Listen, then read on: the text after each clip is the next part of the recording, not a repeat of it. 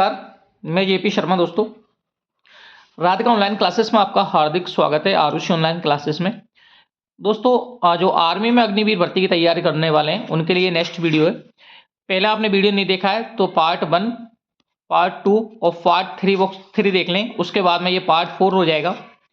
ये निश्चित ही रामबाण साबित होने वाले हैं। क्वेश्चन इंपोर्टेंट है जो विगत एग्जामों में आए हैं। और अगर आप चैनल पर नहीं है तो इसको सब्सक्राइब कर दें और शेयर कर दें। देखिए दोस्तों, क्वेश्चन देखते हैं। मैंने आपको 3 क्वेश्चन दिए थे पिछले वीडियो में, 61वां, 62वां और 63वां। कमेंट बॉक्स में आपने आंसर दिए, वो देखिए। क्वेश्चन नंबर 61वां देखिए, भारत के सर्वोच्च न्यायालय में न्यायाधीशों की कुल संख्या कितनी है? यानी सुप्रीम कोर्ट में न्यायाधीशों की ये कुल संख्या पूछ रहा है, तो इसका सही आंसर हो जाएगा 34। यानी 33 तो अन्य न्यायाधीश और एक मुख्य न्यायाधीश है, तो आंसर हो जाएगा सी। अगला प्रश्न देखिए दोस्तों, 62 का आंसर, सर्वोच्च न्यायालय के मुख्य न्यायाधीश की नियुक्ति करता कौन होता है? तो सर्वोच्च न्यायालय के मुख्य न्यायाधीश की जो नियुक्ति करता है वो करता है राष्ट्रपति। और सर्वोच्च न्यायालय का जो उल्लेख है आर्टिकल 124 में सर्वोच्च न्यायालय का उल्लेख है। इसकी स्थापना 26 जनवरी 1950 को सर्वोच्च न्यायालय की स्थापना हुई। अगला प्रश्न देखिए, उच्च न्यायालय के मुख्य न्यायाधीश की नियुक्ति कौन करता है? यानी हाईकोर्ट के मुख्य न्यायाधीश की नियुक्ति कौन करता है? तो हाईकोर्ट के जो मुख्य न्यायाधीश है उनको शपथ दिलाने का काम कौन करता है? तो शपथ दिलाने का काम राज्यपाल करता है। तो ध्यान रखना, इसका नियुक्तिकर्ता कौन हो जाएगा? ए, राज्यपाल। अगला क्वेश्चन, उच्च न्यायालय का मुख्य न्यायाधीश अपना त्याग पत्र किसको देता है? तो आपको ध्यान रखना, सर्वोच्च न्यायालय और उच्च न्यायालय, हाईकोर्ट, सुप्रीम कोर्ट और हाईकोर्ट दोनों के न्यायाधीश हैं, वो राष्ट्रपति महोदय को त्याग पत्र देते हैं। तो आंसर हो जाएगा ए। अगला क्वेश्चन देखिए, भारत में कितने उच्च न्यायालय हैं? भारत में वर्तमान में कितने उच्च न्यायालय हैं? तो एक तो ध्यान रखना, उच्च न्यायालय का उल्लेख अनुच्छेद 214 में है, अनुच्छेद 214 में है। और भारत में वर्तमान में भारत में उच्च न्यायालय की संख्या कितनी हो जाएगी? 25। तो आंसर हो जाएगा ए। अगले प्रश्न देखिए, राज्य की कार्यपालिका का प्रमुख कौन होता है? राज्य की कार्यपालिका का प्रमुख कौन होता है? तो राज्य की जो कार्यपालिका है उसका प्रमुख होता है राज्यपाल। राज्यपाल अनुच्छेद 153 के अनुसार राज्यपाल नियुक्ति और राज्यपाल ही कार्यपालिका का प्रमुख होता है। तो आंसर हो जाएगा ए। अगला प्रश्न, राज्यों में राज्यपाल की नियुक्ति कौन करता है? तो अपन जानते हैं कि राज्यपाल है वो राष्ट्रपति के प्रसाद प्रयत्न, यानी प्रसाद प्रयत्न का मतलब होता है मर्जी पर, राष्ट्रपति के मर्जी पर ही पद पर बना रहता है। तो सभी राज्यों के राज्यपाल की नियुक्ति करता होते हैं वो राष्ट्रपति महोदय होते हैं। दोस्तों, क्वेश्चन अच्छे लग रहे हैं तो एक बार लाइक जरूर कर दें और शेयर जरूर कर दें। अगला प्रश्न देखिए, राज्य स्तर पर मंत्रिपरिषद के मंत्रियों की नियुक्ति कौन करता है? राज्य स्तर पर मंत्रिपरिषद के मंत्रियों की नियुक्ति कौन करता है? तो इसका सही आंसर हो जाएगा सी, क्योंकि अपन जानते हैं कि आर्टिकल 164 के अनुसार राज्यपाल मंत्रिपरिषदों की नियुक्ति करता है, यानी मुख्यमंत्री की सलाह पर मंत्रिपरिषद की नियुक्ति करता है। तो आंसर हो जाएगा सी। अगला प्रश्न देखिए, मुख्यमंत्री की नियुक्ति किसके द्वारा की जाती है? मुख्यमंत्री की नियुक्ति किसके द्वारा की जाती है? तो अपन जानते हैं कि मुख्यमंत्री प्लस मंत्रिपरिषद, मुख्यमंत्री और मंत्रिपरिषद दोनों के ही नियुक्ति करता है वो राज्यपाल महोदय होते हैं। कौन होते हैं? संबंधित राज्य के राज्यपाल महोदय। तो इसका जो सही आंसर हो जाएगा दोस्तों वो हो जाएगा सी, राज्यपाल। अगला क्वेश्चन, किस राज्य में विधानसभा सदस्यों की संख्या सर्वाधिक है? ये भी वेरी इंपॉर्टेंट है दोस्तों, सब चीज यही बता रहा हूं मैं आपको। देखो, किस राज्य में विधानसभा सदस्यों की संख्या सर्वाधिक है? इधर देखो, तो यूपी में ही सर्वाधिक है। लोकसभा अगर आपसे सीट पूछा जाए तो लोकसभा की सीट यूपी में 80, राज्यसभा अगर आपसे पूछा जाए तो राज्यसभा की सीट यूपी में 31, और विधानसभा अगर पूछा जाए तो विधानसभा की सीट यूपी में 403। सभी चीज यूपी में ही ज्यादा है। तो आंसर हो जाएगा उत्तर प्रदेश। विधानसभा की सीट कितनी है? 403। सर्वाधिक विधानसभा सदस्यों की संख्या यूपी में। Answer A. अगला प्रश्न देखिए, विधान परिषद विधान परिषद की सदस्यों की संख्या कम से कम कितनी हो सकती है? तो विधानसभा सदस्यों की संख्या कम से कम 40 हो सकती है, 40 से कम नहीं होगी। अगला आंसर, भारत के कितने राज्यों में द्विसदनात्मक विधानमंडल है? कितने राज्यों में द्विसदनात्मक विधानमंडल है? तो ध्यान रखना, द्विसदनात्मक विधानमंडल होता है मतलब विधानमंडल के 2 सदन वाला, जिसमें विधान परिषद भी है। विधान परिषद, विधानमंडल के 2 सदन होते हैं, विधान परिषद और विधानसभा। तो 6 राज्यों के अलावा सभी में तो विधानसभा है, लेकिन 6 राज्यों में विधान परिषद है। तो इसका सही आंसर हो जाएगा बी।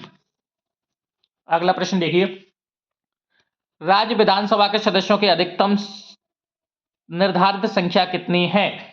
तो ध्यान रखना, राज्य विधानसभा पूछा है इसने, तो विधानसभा की अधिकतम संख्या, वो अधिकतम संख्या हो सकती है दोस्तों 500, 500 से अधिक नहीं होगी। तो आंसर हो जाएगा सी।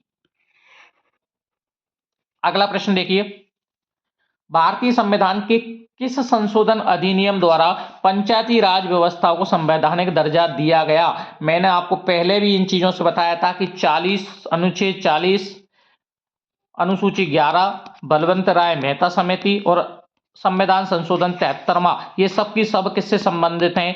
पंचायतों से संबंधित है, पंचायती राज से संबंधित है। तो इसका सही आंसर हो जाएगा दोस्तों सी, 73वां संविधान संशोधन। अगला देखो, बलवंत राय मेहता समिति का गठन किया गया था। तो बलवंत राय मेहता समिति का जो गठन किया गया था, तो इसका जो सही आंसर हो जाएगा, सही हो जाएगा सी, पंचायत राज के लिए। अगला प्रश्न देखिए,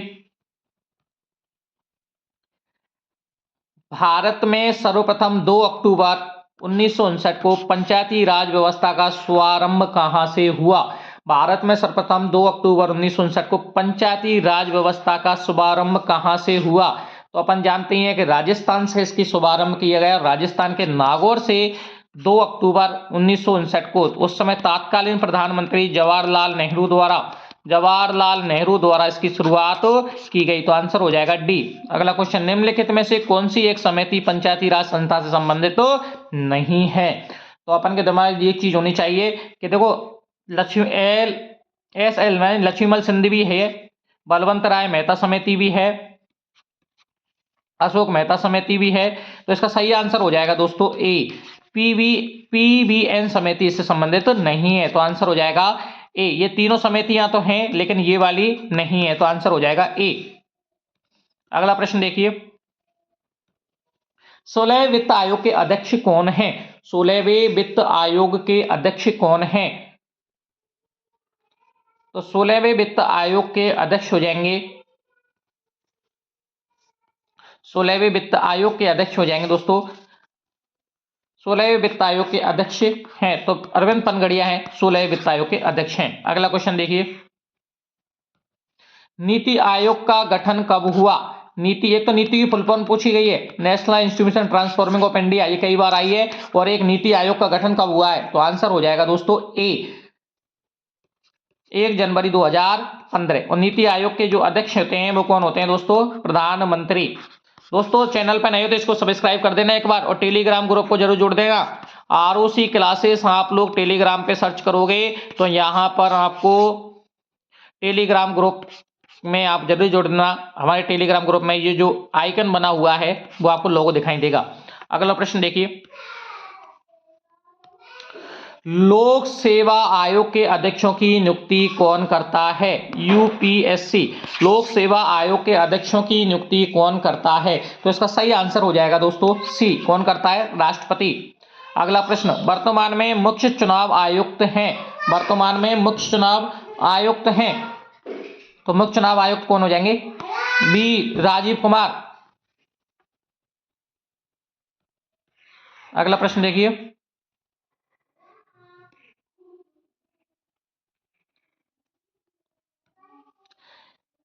केंद्रीय सूचना आयोग का गठन कब हुआ था? तो केंद्रीय सूचना आयोग का गठन हुआ है वर्ष 2005 में।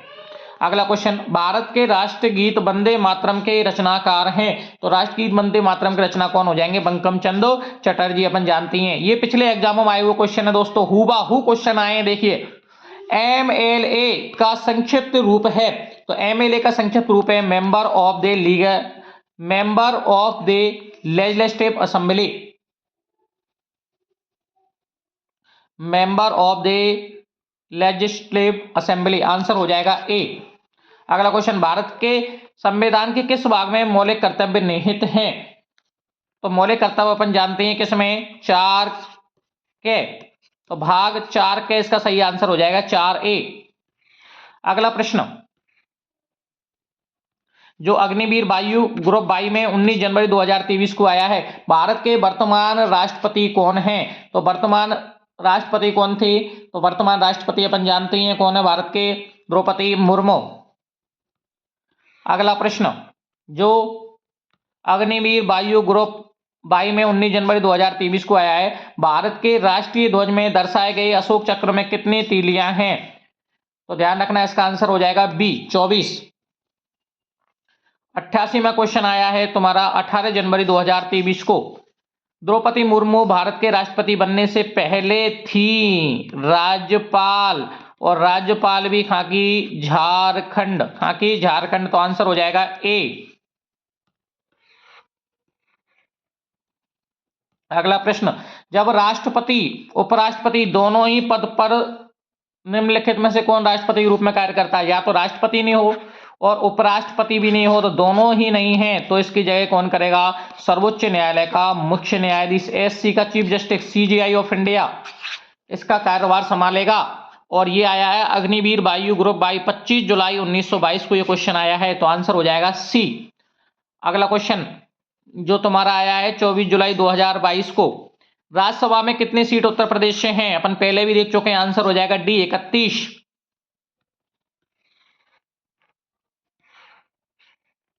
अगला क्वेश्चन देखिए, नीति आयोग का पूर्ण नाम, मैंने आपको पहले ही बताया है, ये पिछली बार आया है 24 जुलाई 2022 को, नीति आयोग का पूर्ण नाम national institution for transforming India, answer हो जाएगा इसका बी। अगला प्रश्न, भारतीय राज्य की राज्यपाल बनने वाली पहली महिला कौन थी? तो भारतीय राज्य की राज्यपाल बनने वाली पहला महिला हो जाएगी सरोजिनी नायडू। ध्यान रखना, ये राज्यपाल और मुख्यमंत्री दोनों ही महिलाएं बनी हैं यूपी से। कहां से बनी है? यूपी से। सुचेता कृपलानी मुख्यमंत्री और सरोजिनी नायडू राज्यपाल, आंसर हो जाएगा सी। अगला क्वेश्चन, हमारे राष्ट्रीय ध्वज में झंडे में लंबाई और चौड़ाई का अनुपात होता है, तो आंसर हो जाएगा दोस्तों 3:2। 3:2, तो 3:2 मतलब ये वाला आंसर हो जाएगा, आंसर बी में 3:2। बी आंसर देखो 3:2 ये वाला, और 3:2 यहां हो जाएगा अपन की लंबाई चौड़ाई का अनुपात। तो दोस्तों कैसे लगे वीडियो एक बार कमेंट बॉक्स में जरूर बताएं, और टेलीग्राम ग्रुप जरूर ज्वाइन कर लें, और इस चैनल पर नए तो इसको सब्सक्राइब कर लें। धन्यवाद साथियों, नमस्कार।